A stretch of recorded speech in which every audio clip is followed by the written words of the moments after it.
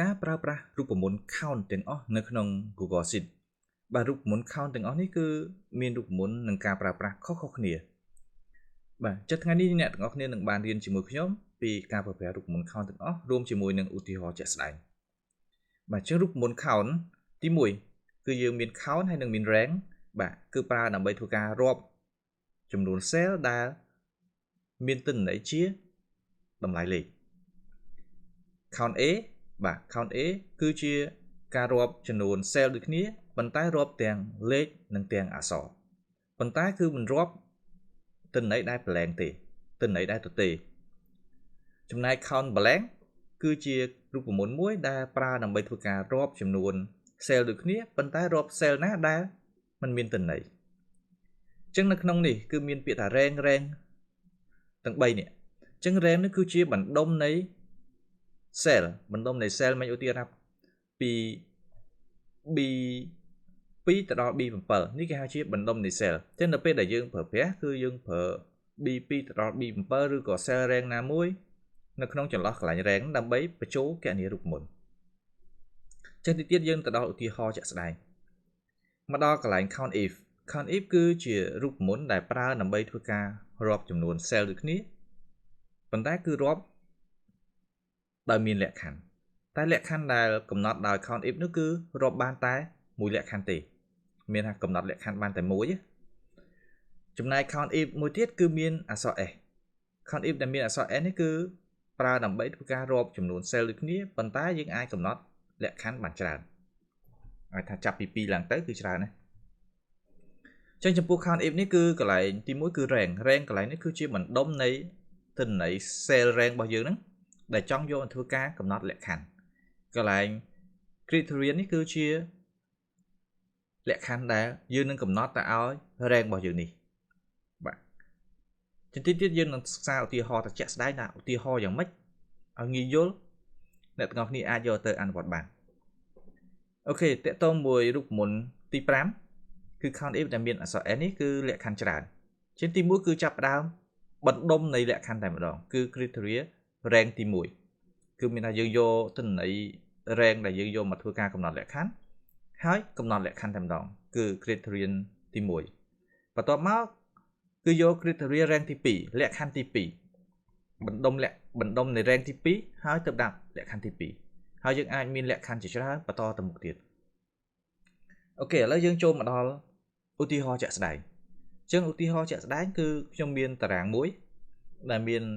លេខរៀងមានឈ្មោះមានភេទមានបន្ទុកមានអីហ្នឹងទៅអញ្ចឹងសម្រាប់ឧទាហរណ៍ក្នុងការប្រើប្រាស់ count រូបមន្ត count គឺយើងរាប់តែលេខទេអញ្ចឹងនៅពេលដែលយើងប្រើប្រាស់រូបមន្ត count គឺយើងប្រើសញ្ញាស្មើហើយវាពាក្យថា count បើកវងកញ្ចក់ចាប់ផ្ដើមធ្វើការ select ទៅលើ rank ដែលយើងចង់ធ្វើការរាប់ចំនួនអញ្ចឹងឧទាហរណ៍យើងចង់រាប់ចំនួននេះអញ្ចឹងយើង select តែប៉ុណ្្នេះមកបិទវងកញ្ចក់វិញ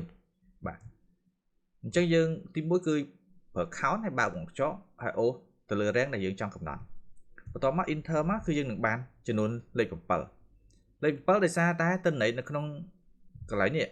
វាសុទ្ធតែជាតម្លៃលេខ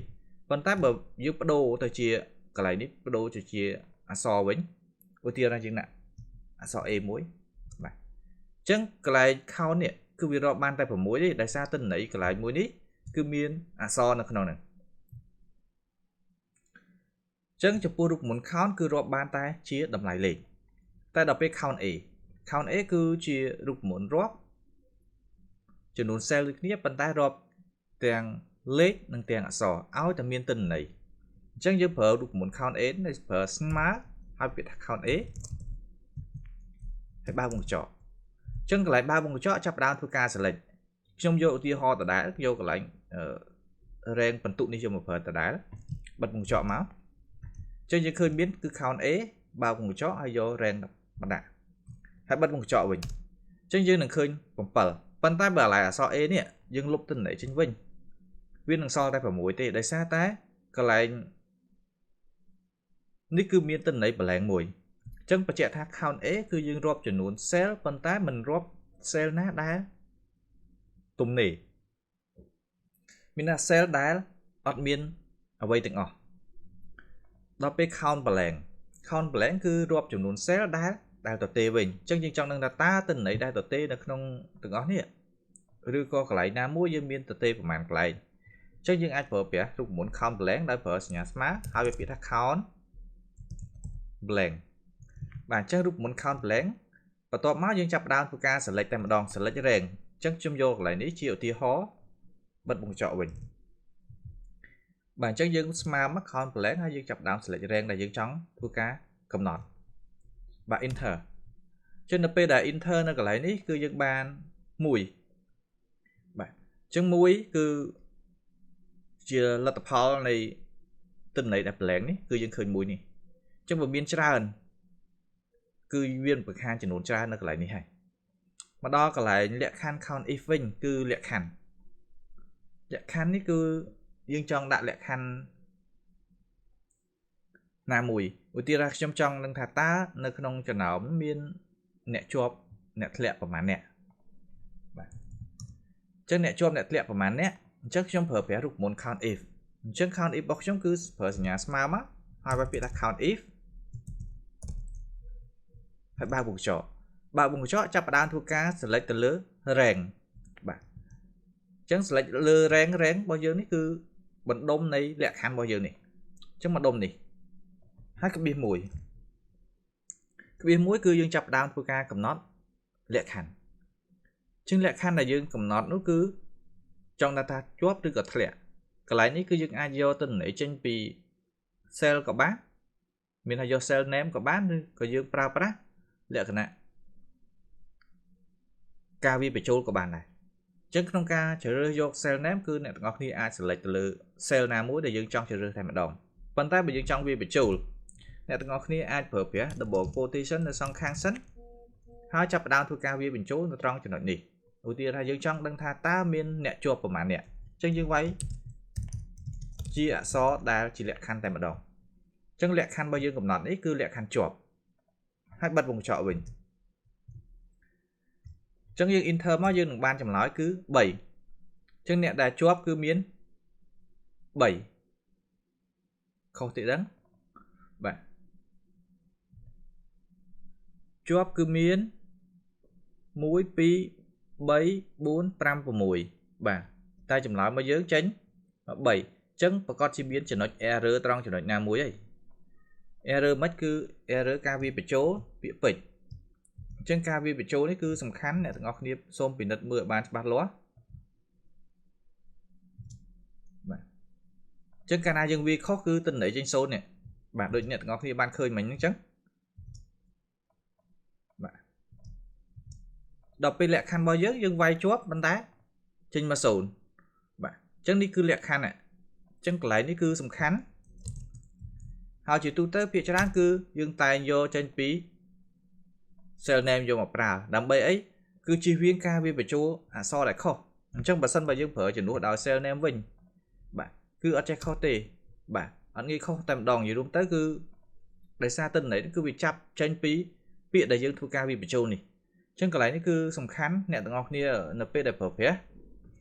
ដើម្បីធ្វើការសរុបដោយមានលក្ខខណ្ឌនេះគឺគួរតែប្រើប្រាស់ចេញពី cell name